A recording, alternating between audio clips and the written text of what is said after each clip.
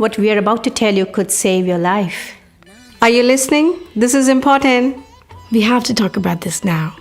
When I was in India, I didn't know anything about cervical screening for cancer. It is when I came to Australia, I found out how important it is to get it done. I didn't know anything about screening of cervical cancer before my daughter was born.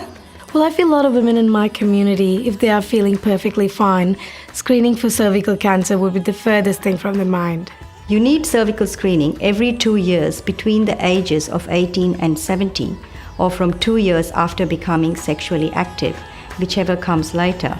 It's a very common test. You need to see your doctor every 2 years to check that no changes have occurred in your cervix, which may develop into cervical cancer. If you do have changes, the earlier they're found, the better chance there is for effective treatment.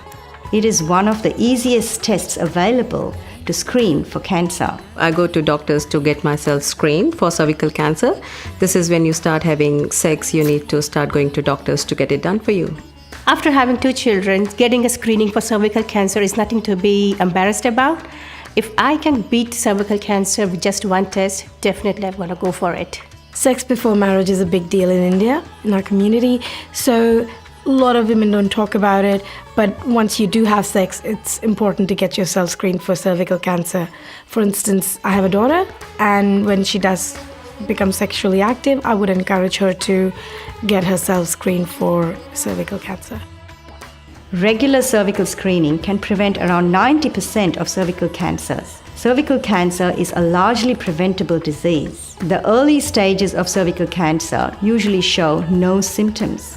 The only way to know if there are abnormal cells in the cervix, which may develop into cervical cancer, is to participate in cervical screening.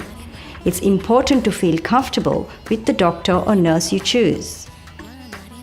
Cervical cancer has nothing to do with hygiene. We are all at risk, but there is something you can do about it.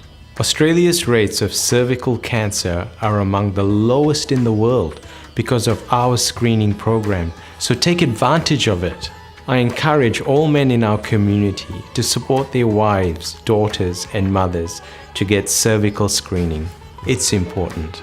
I love my kids and I want to spend as much time as possible with them. It's better to be safe than sorry. I'm doing it for myself.